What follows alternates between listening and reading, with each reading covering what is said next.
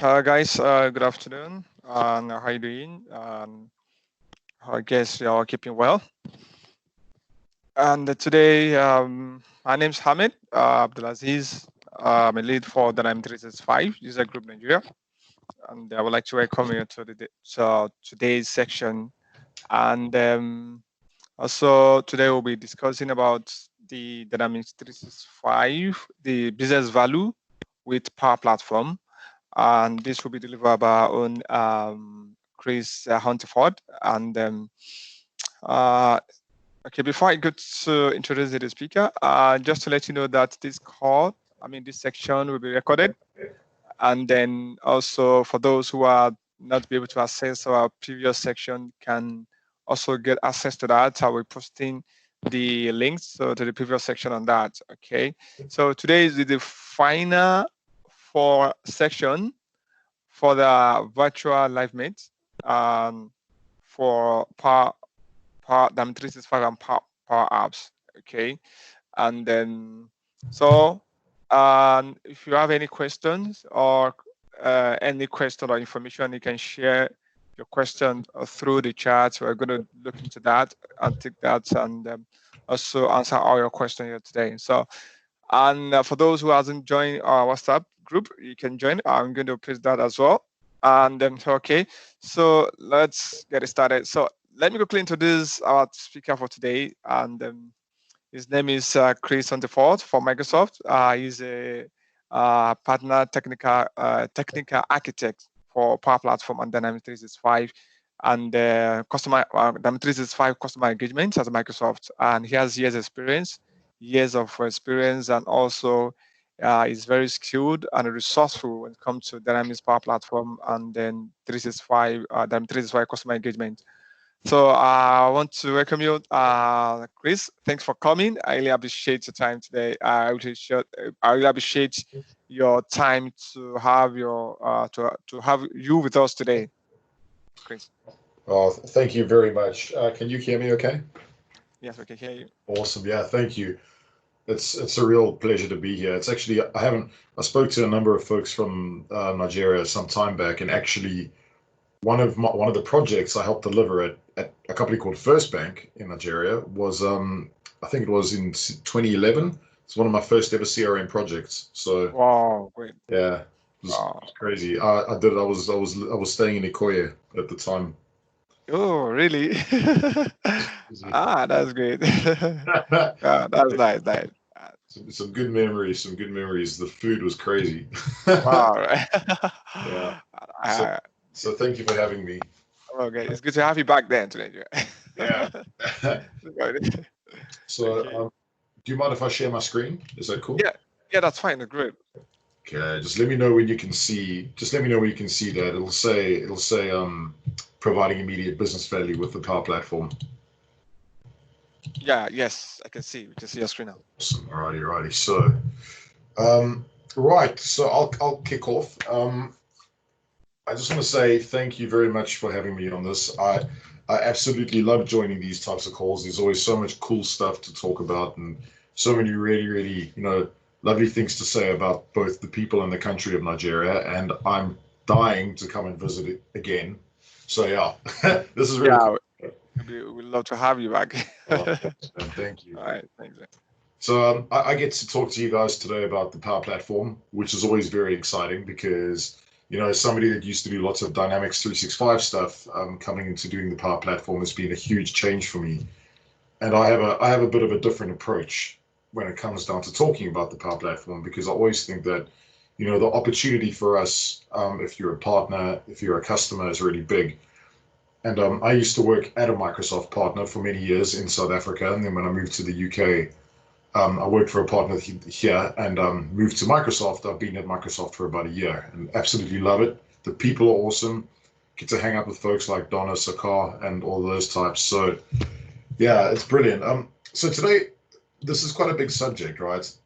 And I'm hoping this video is going to play. We're going to find out now if it does, but let's see. This is a video of one of my buddies, a chap called Samit from Heathrow, and I thought I'd just play this real quick. I know some of you have seen it, but I'm just going to run through it again, and hopefully the audio works. So if you guys could just confirm that the audio is coming through, it would be great. I don't just want to make a living, I want to make a difference. When I left school at 16, my dad was working in Heathrow at the time, Guys, and coming through. he came up as becoming a security officer. I thought, what a great opportunity, my dad used to take me here to watch seaplanes and everything. So why not work for a company or an airport like Heathrow? I've been a security officer for 13 years. When I saw the amount of paper and time we were spending, I saw an app would be a great solution for these problems to be solved. About a year ago, I started learning about the Microsoft programs. I went home and I looked at that blog from Power Apps, and it said, this is how you can build an app. And I thought, why doesn't no one know this? Because this could have so much potential to change so many things. We have saved 11,000 sheets of paper and saved around 288 hours of manual input data. Going from paper to digital has been amazing. It doesn't matter what your skill levels are like, anybody can build this app. Him with his community of super users have created 17 Power Apps that are already being used across our airport, and this is just the tip of the iceberg. My name is Sam Ethani, and I'm a IT user adoption specialist at Heathrow. There's no limit what you can create with new technology. I'll create a new career. Yeah, that's one of my favorite stories to tell. Whoops, let's get over. That's one of my favorite stories because I always feel like when people talk about Power Apps and the Power Platform, a lot of the time we focus it from a technical perspective and we just talk about the technology, and that's not always the case. And the reason I say that is because, there's so much opportunity out there for all of us, whether you're a developer or you're somebody that, like Samit, used to work in the hands-on industry. I mean, I remember when I was a kid, I used to work in my father's warehouse, chipping mold off chains and all that type of thing. And now I get to work in IT, and the Power Platform has been part of my journey, which is really awesome. So one of the things we talk about quite a lot, and this is a Microsoft presentation, wouldn't be a Microsoft presentation if we didn't include a quote from Satya. And one of the things that we like to talk about here is we like to say, we're taking the Power Platform very seriously. It's one of the core areas that we're focusing on. It kind of weaves together the M365 product stack, the business applications product stack, which is, Dynamics and that, and then the Azure product stack. It's like the unicorn. It brings them all together. And that's really awesome because that means that no matter where you are within your career, no matter where you are from a technical perspective, there's something in the Power Platform for everyone. And that's really exciting. When we look at the number of industries and verticals that we're working with the Power Platform in, there's just loads and loads. We have hundreds of customer stories from all over the place. Even people like Pepsi, Schlumberger, Autoglass, South Africa, who had a company, has Standard Bank, which is one of the first ever banks that I worked in.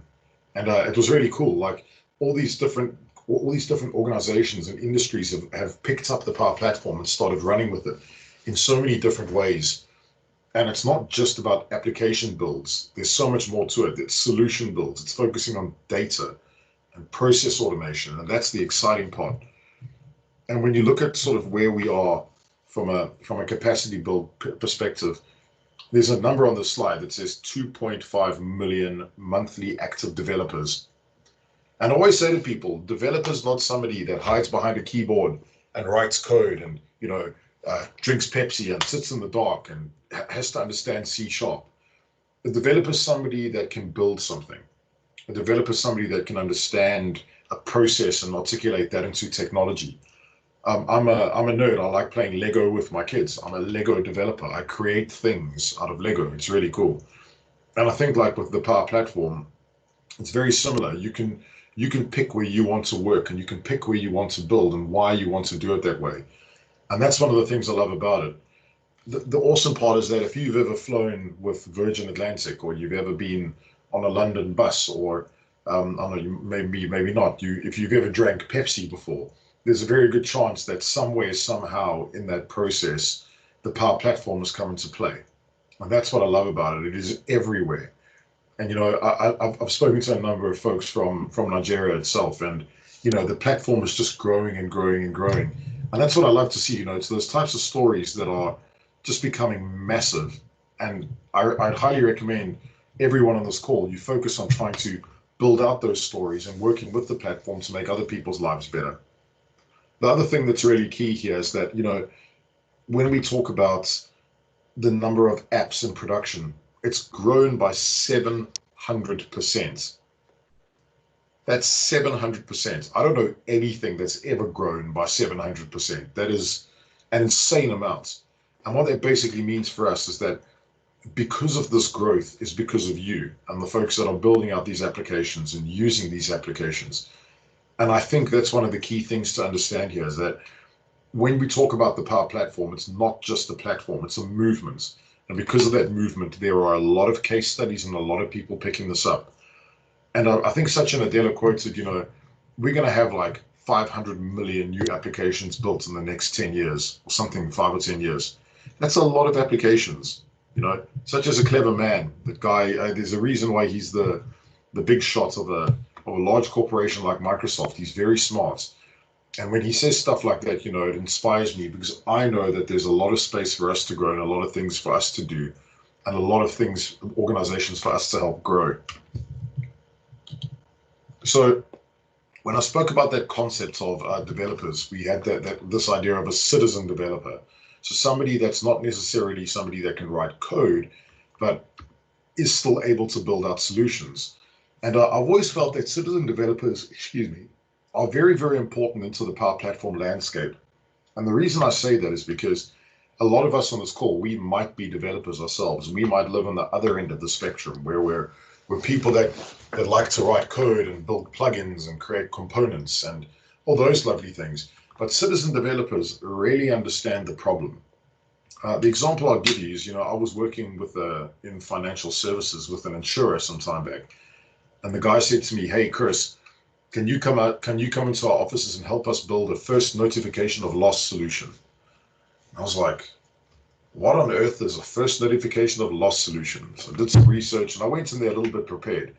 But a first notification of loss solution is a solution that helps an organization like an insurer manage cases that will maybe potentially turn into claims.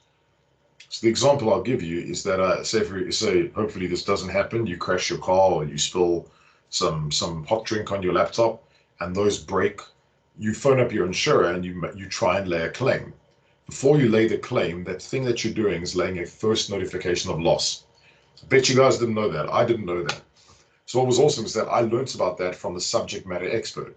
Now here's the thing, subject matter expert or the citizen developer was not somebody that knows how to code, but was somebody that knew the process really well and had to teach me because I knew how to build stuff. So that person took me through the process, they helped build the applications and therefore their apps were best suited for the organization. As somebody that's a pro developer, you might be excellent at writing code and amazing at building components. But if you have no industry context and you have no brief, it's really hard to create things. So citizen developers are really important in our lives. And I always say to people, you know, there's a space for this platform, for everyone, no matter what level you are. Like I don't write code anymore. I probably should start writing code again. I mean, I passed the MB400 exam, but it's only because I've been in that world and I understand how development works. And I've also been in the world of the citizen developer.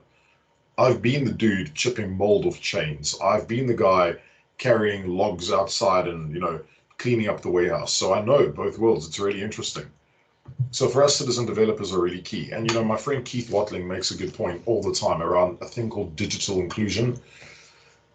We need to make sure that the people cleaning the hallways have exactly the same access to applications as the CEO or CFO, right? That's digital inclusion, and that's a really big thing for us in the Power Platform. Now, something interesting when I talk to people about the Power Platform is that, you know, think about organizations now. So let's pick a bank, because we all hopefully earn money and put it in the bank. What will happen is the bank might have a problem that they want to solve. So what they'll do is they'll go out and they'll look for a thing called a SaaS solution, software as a service. So it's kind of like a pre-built solution that you use to solve a problem. So maybe at the bank they have complaints. So they might go out and buy a complaint solution. And that's fine because their complaint solution will solve a very key problem. If they don't find that solution and they really, really look around, there's just not an application for that, you know what they do? They get somebody to build them a solution. So somebody that writes like .NET or C# or really understands the intricacies of development, they get them to write something custom. And that custom solution gets inputted into the business. Now, what about all the problems that don't fit those? What about all the requirements that don't fit that gap? Right? And for us, that's the Power Platform. We want to make sure that we fill all of those gaps with the stuff that we can do in Power Platform. There is a lot of opportunity out there, folks. Lots and lots and lots of opportunity. From a customer perspective, I know how you feel, right? I know that you might spend lots of money on coding and you might spend lots of money on SaaS solutions. Don't worry, there are solutions out there to help you. And we're going to start talking about some of those shortly. This is one of my favorite slides, and it's probably the most boring slide, but it's, when I talk about it, you might find this interesting. So, I don't know, on this call, how many of you have ever been to one of those Microsoft conferences when they talk about things like big data on slides? Anyone? Nope. Cool. Okay, so when we host those conferences, roughly 2015, in fact, a little bit before that, we really started talking about things called big data. Yeah, there we go. Got a response. Yes, absolutely. And big data is basically a collection of a lot of data, right? Now, when you think about it, the number of organizations with more than 100 terabytes of unstructured data has doubled since 2016. That means that our goal, we were really trying to push people to get data. But the biggest problem is big data is not always useful data. Okay, so big data is not always useful data. So the organizations might have all this data, but they don't know what to do with it. And the next point says, only 32% of those companies have actually succeeded in analyzing the data. That's crazy. So if I take that as a statistic, that means that between my bank, my insurer, and my mobile phone provider, only one of them really knows who I am as a customer, because 32%, right? The other thing that I find really interesting in here is that, and some of you that are customers on this call understand exactly what I'm saying. You're probably inundated with data that you don't know what to do with. The other thing that's really important for us is that we're looking at making our workforces more mobile all the time.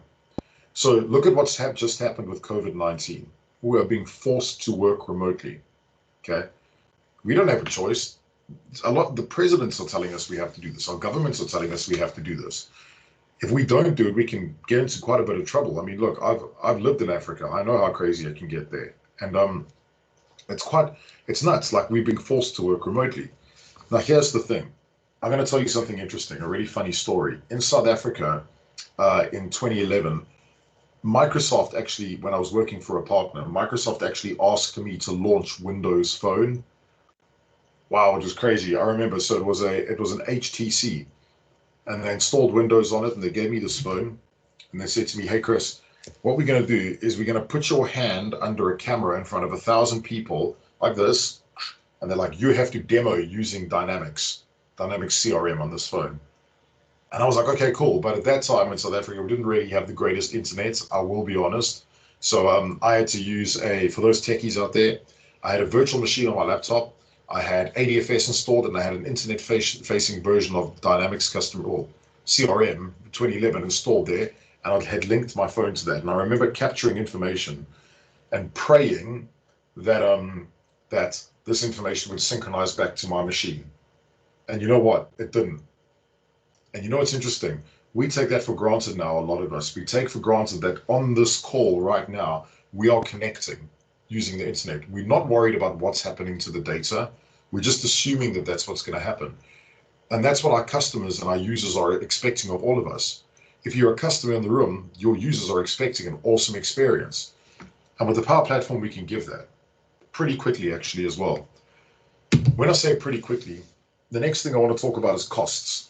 Right, so everyone gets afraid when we start talking about money, but I'm not, because when I start talking about money, my role and my goal is to make sure that I provide value. So no matter what I do, if I'm never going to be the person that overcharges someone. I'm not talking about Microsoft, because they won't. They have a value proposition. But me as a person, when I build something, I want people to pay for awesome stuff.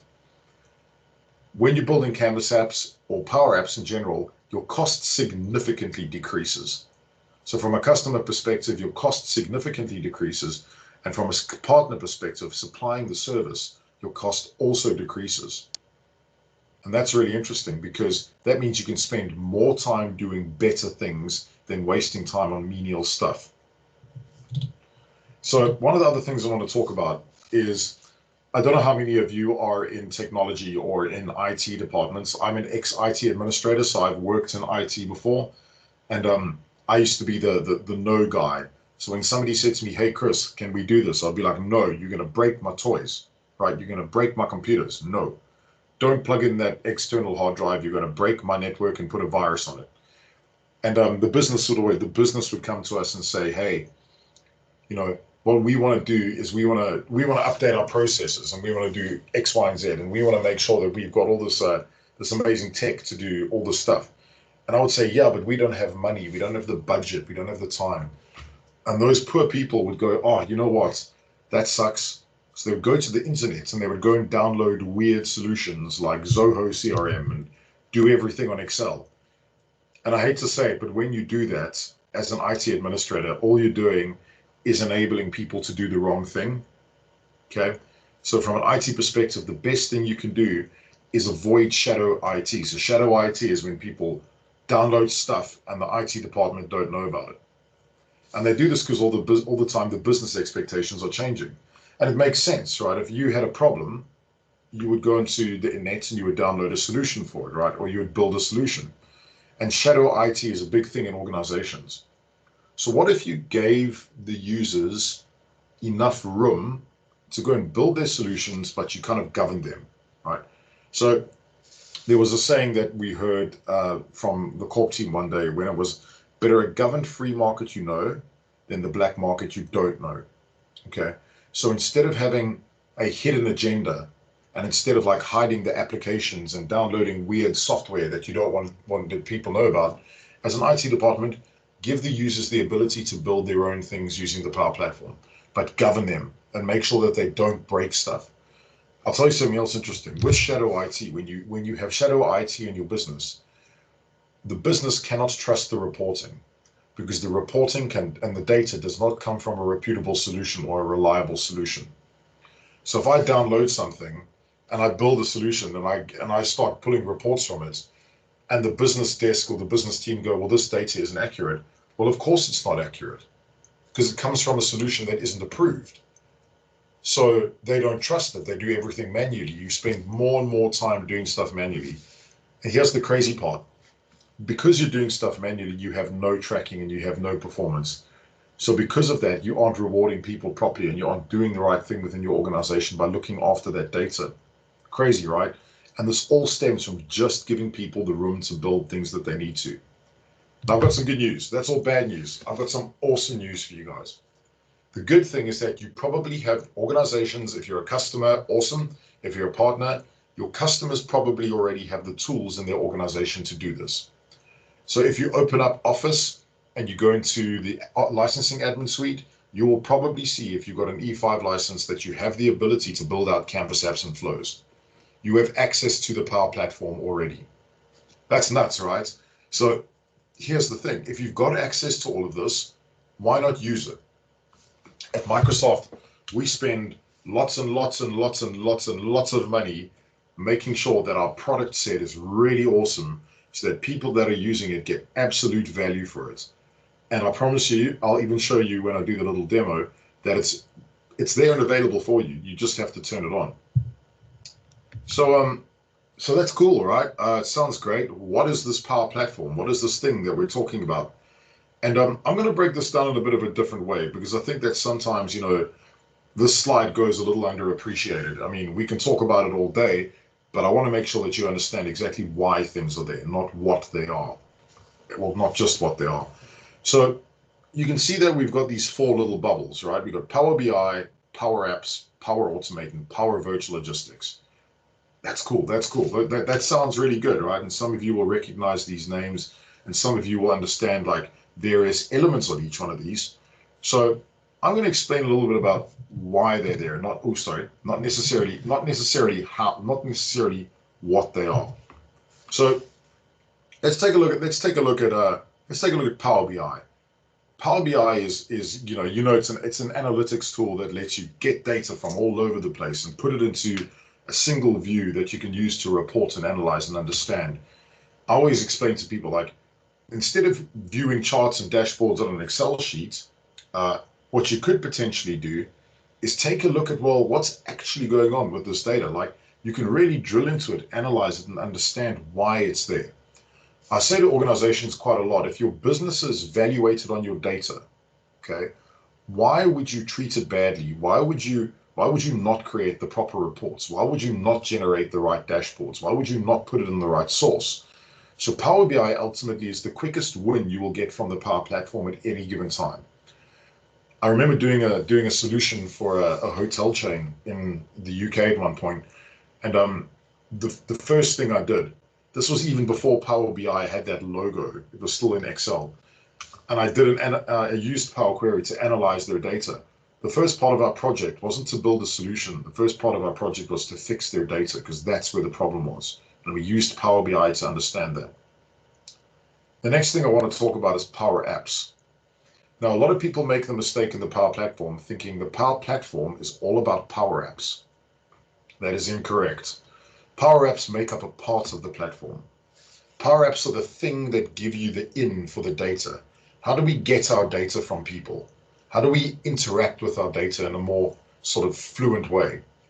You know, let's think of it like this. If you have a contact center in a bank and somebody calls in and they've got a complaint, the person on the other end of the phone doesn't say, hang on, let me log into my SQL database and I'm going to capture some information in table AB2_complaint.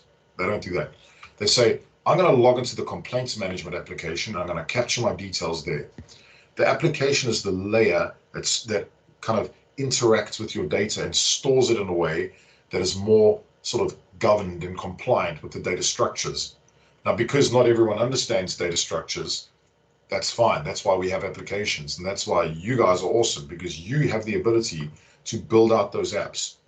Citizen developers using Power Apps typically understand at a bare minimum what the process needs to be. And they can do some really good stuff by getting started. So people like Summit built out some really great applications to get started, but a lot of the time those applications need to be ramped up and built up from a technical perspective to be compliant and make sure that governance is respected. So Power Apps are a really good way to get data. Now let me explain something to you. A bad app will equal bad data, okay? Bad data will lead to bad reporting, bad automation, and bad AI. So you have to make sure your apps are built properly and with respecting the data source. And we'll talk about data shortly. The next key thing is Power Automate. Love Power Automate. Power Automate used to be called Flow, but obviously with the rebrand, Flow is just one of the modules within Power Automate. Power Automate I see as the glue that holds the Power Platform together. So the Power Platform is the glue that holds Office, Azure, and business applications together. Power Automate is the glue that holds the platform together. It's kind of like that thing that brings everything together. The reason that Power Automate is in there is because we realized very quickly that we needed an automation layer to help us process and automate the capture, creation, augmentation of data very quickly. Now, let me give you an example about why Power Automate is so important. I was working at a bus company in the UK. Also, it was one of my first ever Power Apps projects I ever did. And they said to me, hey, Chris, we want an application with 130 fields on a form, and we're going to take it to trade shows and events, and we're going to capture all this lead information. I said to them, are you sure you're going to capture 130 fields when you're having a meeting with somebody? I mean, it's like me sitting in front of you and capturing all this information on my mobile device. The first point I made earlier, and I said, big data is not always good data. That is a very fine example of generating big data that isn't useful. So we fought and we discussed things, and I got them down to about 30 fields. And I said, cool, this is okay, but it's still not good, right? Because even now I'm not capturing 30 fields while I'm in front of you. So we argued and argued. And what we ended up doing was we ended up using artificial intelligence and business process automation to build the data sources. So all that actually they filled in during the call or during the discussion was 7 pieces of information. They didn't need to have if they put in an area code of where the organization was, they didn't need to fill in the country field and the locality field. We could do that using Power Automate and reaching out to an address service. When they filled in their email address, we could quite easily get the company name from the email address if it was a company email address, right? Again, using Power Automate. If they filled in their first name, their full name in one line, we could quite easily use Power Automate to break that out into 2 separate lines. So what we did is, I always say this to people, a form with 100 fields that captures 100 pieces of information is okay. A form with 10 fields that generates 100 pieces of information, that's awesome. The best user interface is no user interface. I'm going to give you another example. When Sony released their first ever MP3 player, I remember, awesome MP3 player, it had buttons and it had cables and it did everything. It was awesome, but there was too much. Apple released their first MP3 player and it had 3 buttons. It had a back, forward, and pause and play button in one. But what you paid for with that MP3 player was the automation behind it. You didn't pay for the UI. Power Automate provides that automation, especially coupled with artificial intelligence. And then finally, Power Virtual Agents, which is... Hey guys, was there a question?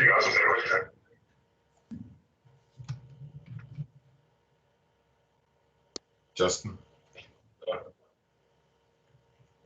Testing, hello? No question? Okay, cool. Right, so the final one I want to talk about is Power Virtual Agents, which I still think they should have called Power Bots.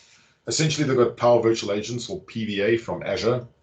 And Power Virtual Agents is an incredible part of the platform. It's starting to automate interactions that we have that aren't considered manual, right? So we can have a manual interaction right now. This is a manual interaction. But when you automate these types of interactions using tools like your web chat functionality and your natural query language, you're starting to build up even more and more data based on those types of interactions. I still think Power Virtual Agent is probably the best thing alongside Power Automate, because they work together as one. You need to have Power Automate in order for Power Virtual Agents to work properly, in my opinion. Okay, it is there because we know that the conversational layer around the Power Platform needs to grow. We have even things like in Dynamics Omnichannel Engagement Hub, which Power Virtual Agents is plugging into, which is absolutely incredible. So those interactions are being automated. But once again, it's another way to generate data, right? The bottom layer I want to talk about real quick as well. So I'll start with AI Builder. So AI Builder is effectively what we've done. And in fact, you know what? I'm going to leave AI Builder for last because I actually think that's probably the harder one to discuss. I'll start with data connectors. So data connectors are quite important because for us, data connectors allow us to connect to other data sources at any point. So if you're a Dynamics partner, or if you have Dynamics in your organization, what you'll find a lot is that, or if you don't have Dynamics, you've got something like Salesforce or Oracle or SAP.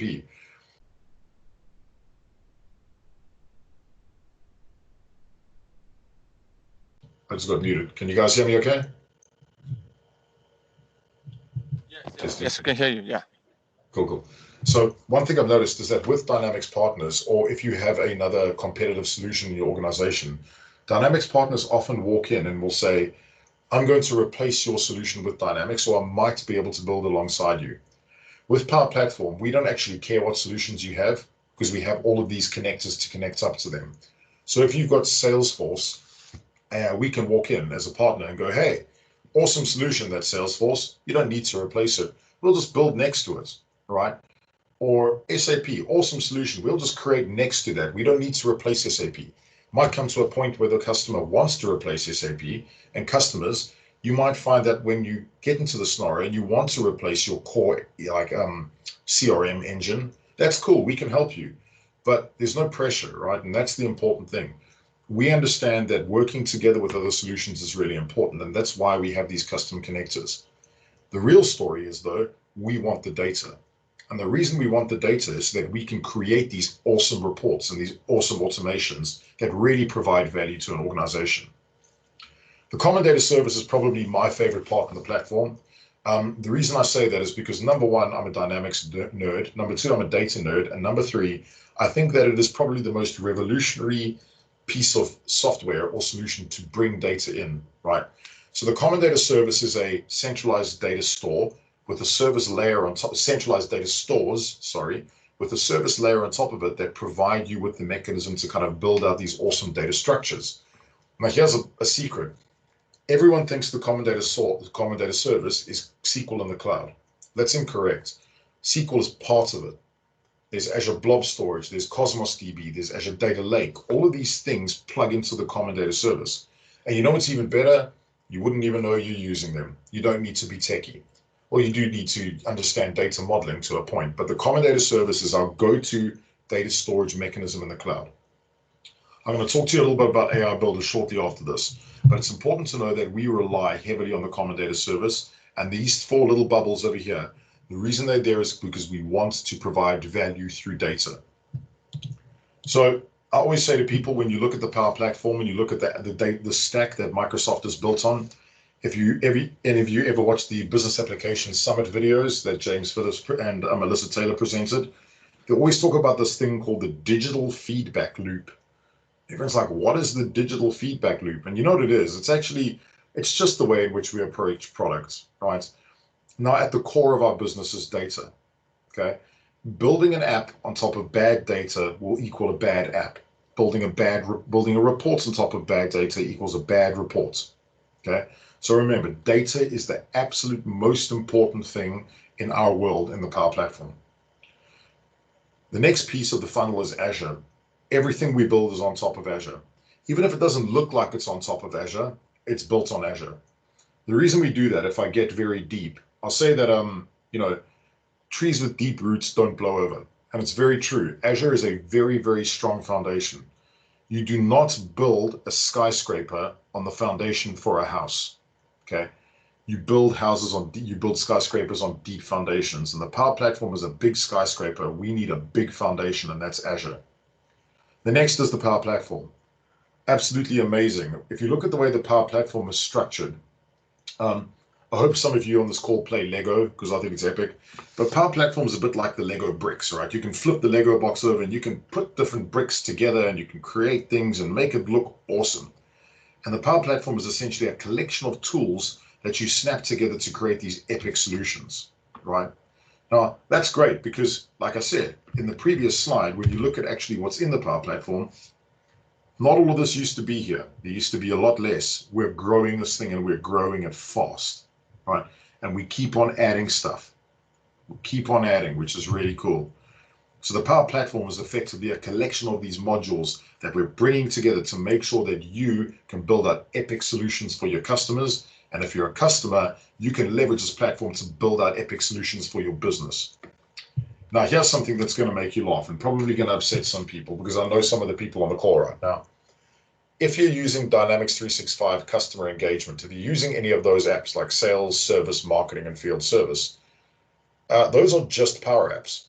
They're built in exactly the same framework as the Power Platform. Dynamics 365 for sales is a model-driven app.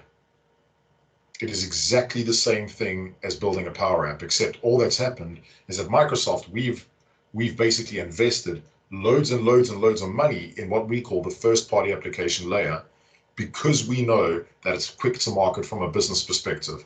We know that most businesses in the world need help with sales, service, marketing, and field service. So we built out those apps to accelerate the process. But what happens if you're working with an app with a customer that wants fleet management? I want to manage my vehicles. And there's no vehicle entity in any of those apps. So why do you need them? Well, I need them to manage my vehicles. Well, why? You can use the Power Platform to manage that. It's the exact same thing. It's just you don't have that first-party app functionality. The thing that's going to blow you away is in saying that is that when you buy a Dynamics 365 license for an app, you're paying $95 per user per month. When you buy a Power Platform license, you're paying $10 per user per month. You just have to pay to have the build done, which is really, really key for you to understand. So that's awesome. Last couple of things. So I wanted to talk about AI because AI is very important to us at Microsoft, and it should be very important to you. AI is not going anywhere.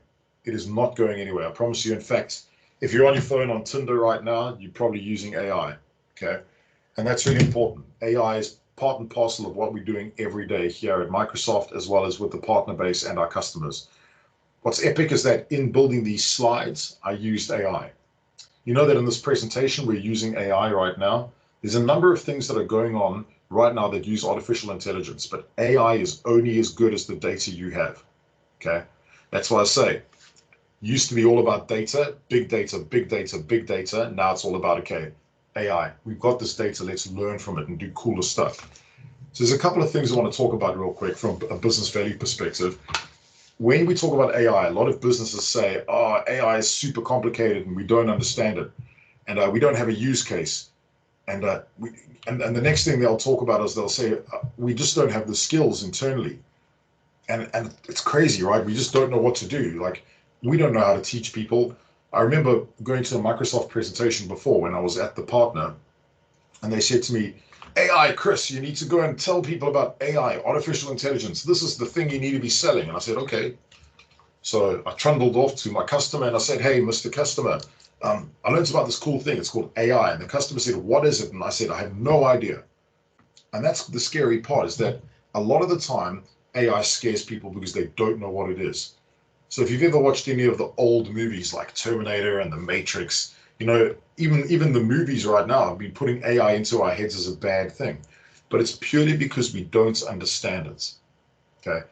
Now, what we did in the Power Platform was we democratized artificial intelligence, and we said, okay, we're gonna make this easy for you to understand, so you're not afraid of it anymore. And if you think about it, AI is a bit like watching one of those scary movies. I don't know if you've ever seen one of those, but when the door opens, it goes, and then it closes with a slam. And you're like, I'm so scared, and I don't know. The reason I'm scared is because I don't know what opened and closed that door. Let me show you guys something. Look at this. Okay, that's my door. I'm opening and closing it. Does it scare you? No, because you know it's me doing it. It's the same with artificial intelligence. When you see what it's doing, it's a lot easier to understand. So we democratized AI. We put it into the stack and we gave you guys visibility of what it could do. It wasn't about some crazy person coding in the corner anymore. It was about having the ability to see artificial intelligence at work. And that was really, really important to us. And we wanted to make sure that we gave all of our friends the ability to do this themselves. And I'm actually going to show you some AI very shortly. But I really think it's key that you understand that this for us was very important. So if I move into something a little bit more practical, and you're gonna need your phones for this, by the way, so just get your cameras ready. Hopefully you've got smartphones. I gave up the Nokia 3310 many moons ago, but I thought, you know, based on all this information I've just given you, and by the way, folks that joined late, we did start a little late, so I'm going to go until about 10 past, if that's okay with everyone. Feel free to bail if you need to. So a couple of things that I want to talk about, right? So I'm going to show you something practical. One of the biggest things that I see all the time is with organizations is that they complain about data, and they complain about having data in the wrong place. They also complain about getting data. So just as in those previous slides I explained to you before, there's a number of issues around the fact that people don't know how to get data and what to do with it, right? So if you could pop open your smartphones, very, very simple. Let's see if you do this. You don't have to, I'll show you the demo anyway. But what will happen is if you open up your cameras and you just hover over that QR code, it should pick up an MS form, right? And all you got to do is capture some very basic information. So just, ooh, this might not work. I just lost internet connection. Well, on my phone, at least. Not, thank God, not on the, let's try it one more time. Yeah, there we go, cool. Okay, so you should have a form, looks a little like that. And all you got to do is just put in some information. So maybe capture your area code, lay a complaint. Let's say you're complaining about your neighbor making a noise, right? That's always the favorite one in the UK. I don't know, I'm not too sure how it is in Nigeria. I remember sitting outside drinking Gulda with my friends at one point and lots of noise being made. But you guys can choose. So just capture any information in there, right? And what I decided to do was, I'll go back to this real quick.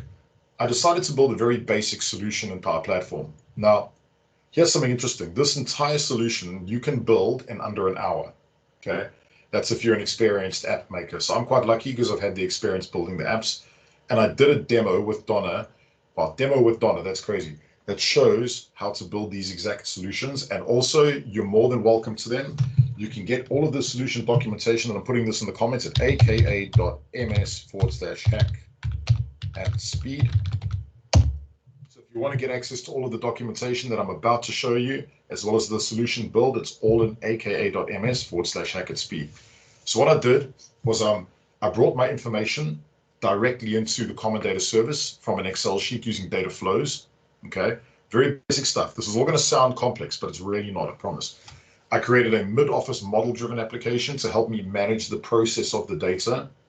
I created a Canvas app for me to go walk around the neighborhood taking photos and trying to understand what people were logging. I used artificial intelligence to help me understand the types of cases that were being logged. I used Power Automate to automate the processes around generating the records. I used Microsoft Forms to get the data, so the thing that you're capturing is a form. And then I used Power BI to kind of analyze the data. So it sounds really complicated, but it's actually not, because when you're in the Power Platform world, when you're building this type of stuff, it's relatively easy. And like I said, it can be done in about an hour, but I'm going to show you the end results, right? So I'm going to pop out of here real quick. And folks, if you could just confirm that you can see my screen, it should say something around build business apps fast.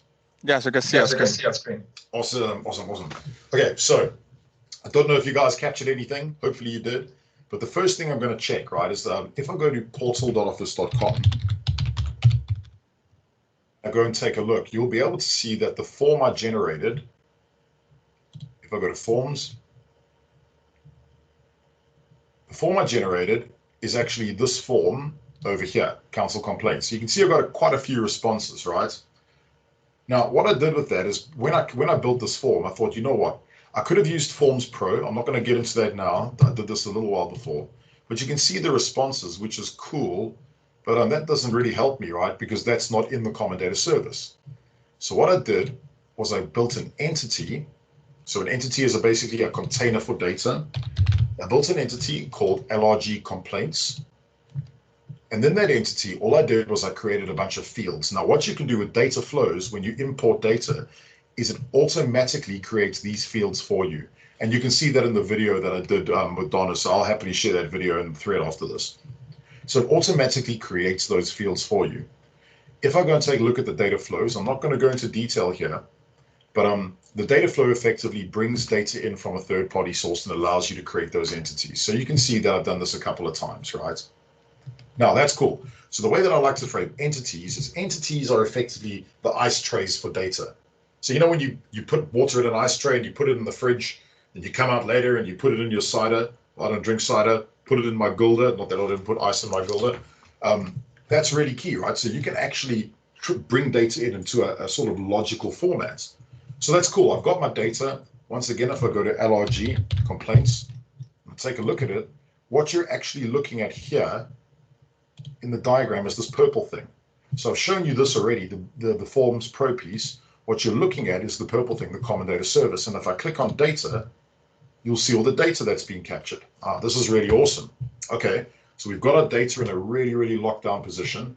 Let's go and take a look at some of the apps, right? So I created an application that would help me, a model-driven app that would help me manage this data. So we're going to pick LRG Complaints Management App version 2. So what I'm doing in the diagram is I'm opening up my mid-office model-driven application. Now, some of you might recognize this. It looks a little bit like Dynamics 365. It smells like Dynamics. It even feels like Dynamics, but it is not Dynamics. This is the Power Platform, folks. So what I'm going to do is I'm going to go down and take a look at some of my data. Let's see if anyone captured something crazy. Oh, thanks. I bet you that's Rick. There we go. See? Cool. So what I can do is I can go into this record over here, and you can also see the time the information was captured. So Rick captured this right now. It created 2 records for me, and let's take a look. Right. So wait for it to load a couple of seconds, and this is great, right? So what's actually happened is it's been a bit naughty. I'm just going to make sure I get my business process flow attached. So what it's actually done is it's number one, captured all my data. So Rick, I know you only put in a couple of pieces of information, right? So you put in my name here. It's used AI to pick up the sentiments as 99%. So you're obviously very happy. This is cool. But it's only 26% confident that this is antisocial behavior. If I change this to 0.78%, watch what happens to the process flow. It changes.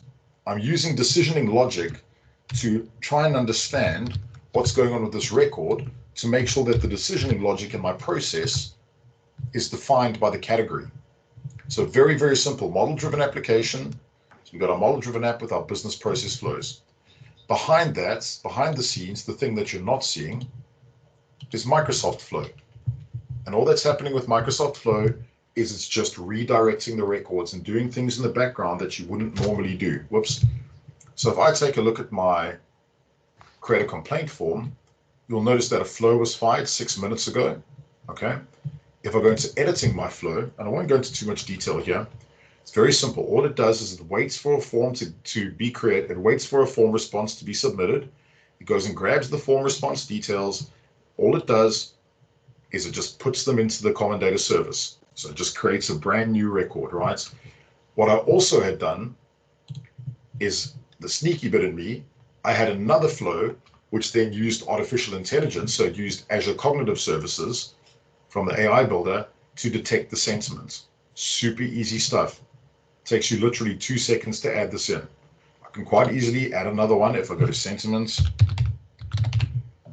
you can see it's all part of the stack. Okay, so very, very easy to do. And that's sitting in the background. What you'll also notice is, well, I don't have it open, but I'm actually receiving a ton of emails at the moment telling me that stuff's being created. And I'm going to be getting spammed like crazy. There we go. Record created, record created. That's all done. Thanks, Rick. That's all done using Flow. It's just automated the whole process, right? So it's very key to understand that. The other thing I wanted to show you was we have Power BI within the stack. Again, this is one of the immediate ways to provide value to an organization. So if I go and take a look at local regional government complaints, you'll notice that I've got a really, really awesome Power BI report that gets loaded. It looks like Dynamics, but this is actually Power BI. You can see you've got some crazy fishies over there, right? What you can actually do is drill into the reports and take a look at a little bit more data. There we go. So you can see I've got my main Q&A screen over here that I can simply just ask questions to. I've got my complaints management that I can drill into each of the complaints areas to understand exactly what's going on. I've got my crazy aquarium report that I always put in because it's hilarious. And what I've also got is a thing called key influences. And what this does, it tells me the things that affect the data the most. So if I go take a look at antisocial behavior over here, the naughty stuff, it'll tell me that most of the complaints or cases logged for antisocial behavior have got a satisfaction of 1. If I drill out and go to council tax issues, most of the cases that are logged are in February with a satisfaction of 0. So that means my organization is doing a very bad job. Last but not least, I wanted to show you the Canvas app. So basically, if I go back and I run through, you guys gave me data via forms. I used Flow to put it into the common data service. I have a model-driven app with the business process flow that takes me through the process. I have Power BI to help me report on the process. I use artificial intelligence to generate the complaints and the sentiment analysis. And the last thing I'm going to show you is the Canvas app. The Canvas app is a really great way for people that are on the road, and working with their mobile devices to interact with data. Now, I always tell people, my Canvas apps don't always look that great. It's not because I have no talents, I just have no taste. So when I build apps, they generally look pretty bland. However, what I've done here is I've embedded my Power BI inside my Canvas app. So if I'm one of the users on the road, I can see immediately that there have been problems over this date. I can go ahead and take a look at my data. I can quite easily capture a brand new record. So I'm going to put area code. We're going to put RG33AF as my home. We're not going to fill in the category. It'll get done for us. We'll pick the dates. Satisfaction is 2. Water's reading. And I'm going to say, here's a crazy Scottish guy. My walls. There we go. Right. And what I'm going to do is I'm actually going to use the AI functionality to pick up where the issues are. So this is going to run through my artificial intelligence builder, and it's actually picked up that there are two areas of graffiti and 2 broken windows, and that's fantastic. I can go right ahead and save this case and carry on walking around the neighborhood. If I go back into my model-driven application, do you remember that's where the cases get processed and completed? If I go to my model app and I go to my complaints and I sort my complaints by Z to A, you'll actually notice that the category hasn't been filled in. That's because the AI is running in the background. So when I refresh this, you can see that it's picked up the category immediately as antisocial behavior. When I go into the record, what it should have done, which is a bit naughty, is assign the business process to the record. So I'm 74% okay. I'm not like super unhappy, but I'm 42% sure that this is antisocial behavior. What's really great though, is once I'm complete with this, this will then reflect directly back in my reporting. It'll show directly back within my Power BI functionality that I've got over here. And I'll be able to see all of the automation that took place in Microsoft Flow.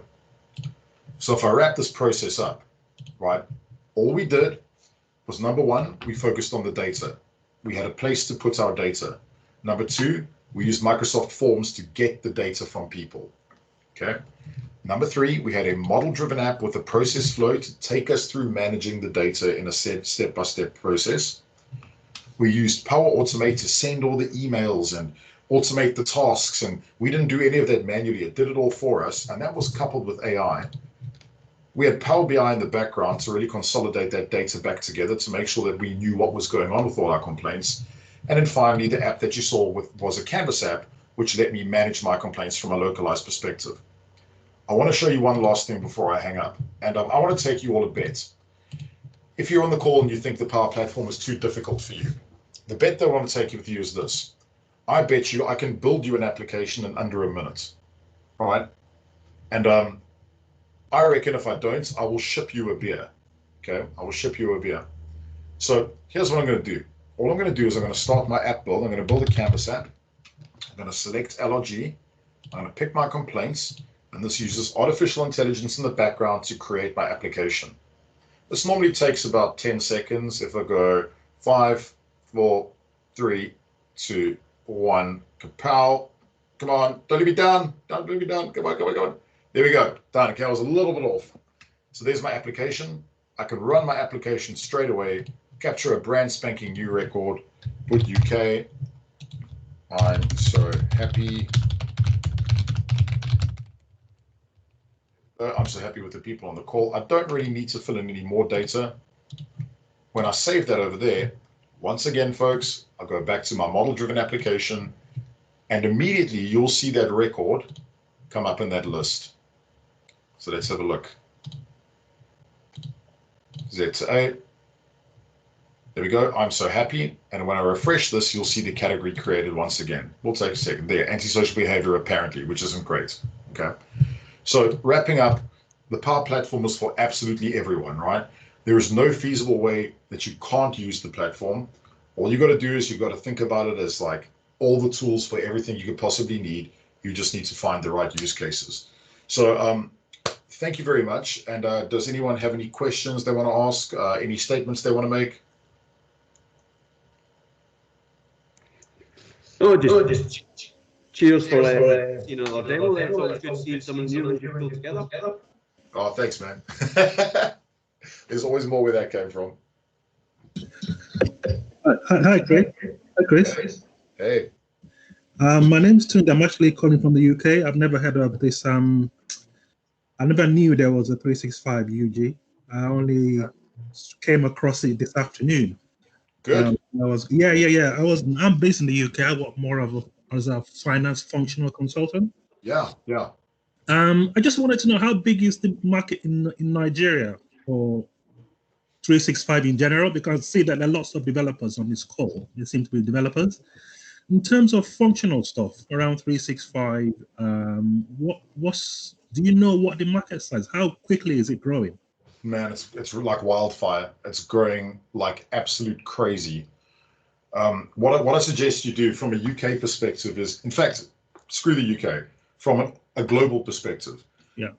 We need to probably connect more on things like LinkedIn and Twitter and that, but you'll see the more social you get, and I know some people are actually part of the community groups that we run, so I know Rick is as well.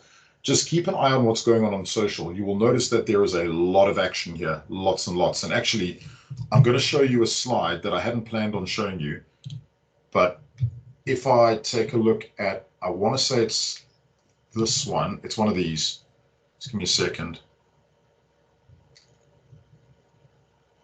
Yeah, it's this one here. So this is a Forrester and Gartner stat. This is an actual stat that the low-code, no-code markets, that's Power Platform, Mendex and those solutions, is going to grow to 32.4 billion globally.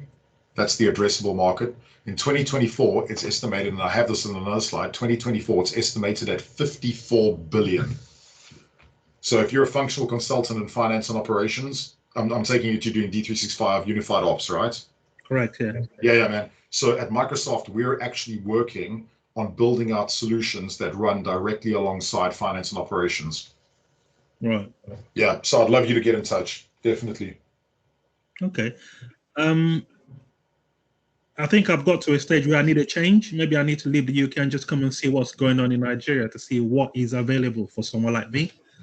I've worked on big projects. I worked with HP, dense wages. I know. Yeah, I know. Very familiar with them. Very familiar. Yeah, I worked with them for about 1.5 years. And I'm just looking. I'd love to know what's going on in Nigeria to see how I can fit in and where I can and what I can do for myself. I was speaking to an agent today. I was still talking about that today, and I was just wondering. Oh, mate, you've got, and you know what, man, you've got some good people. Yeah. Hi. Hey. Hi. Tunde. Yeah. Well, there's a lot to be done in Nigeria, and we're building a very robust platform, especially from us not working with Microsoft to bring a community where we bring both the professional from the school down to the companies and make them to see the power platform. So there's a lot we can do if we can just have other conversation outside this particular talk. My name is Shay. Sorry for bargaining. My name is Shay, and I have Ahmed there. Ahmed is the one that's in charge of Dynamics user group, and we also have Foyin is also in charge of the Power Platform, and we have a lot of Jumoke is also in charge of N365. So we have a community of each of these product being run by user group and is growing. Our statistics for the last, we are going up to 5,000 in terms of our strength and the reach we are getting to in Nigeria. And that's encompass professionals that want to use it, have started using it, and a lot of things going on. So I think if you can set up a meeting with Ahmed, I can be involved and for him. And we have Donna as one of our steering partners, especially pushing from the top up there. Okay, that's brilliant. That's excellent. Thanks, Shay. Yeah. Today it's nice to hear from you, and it's a lot has been going on in Nigeria here, and that is why one of the reasons why is we organize this such virtual meets like this, so that able to see how they can bring a lot of people, technical experts, to come and give us some kind of the values of Power Platform and see how people can, especially from Nigeria and from other globally, to see how you can be able to also bring these things and work with this. So there's a lot of things going on in Nigeria about Power Platform, Dynamics, and Power Apps as well. We've seen from the various user groups what they have done so far, and especially when it comes to this is COVID-19. We've seen what we have done, what we have built, using the floor and then the omni-channel to be able to respond for emergency and gather some information about, satellite information about the COVID-19 patient and all that. So there's a lot going on. Like Shay said,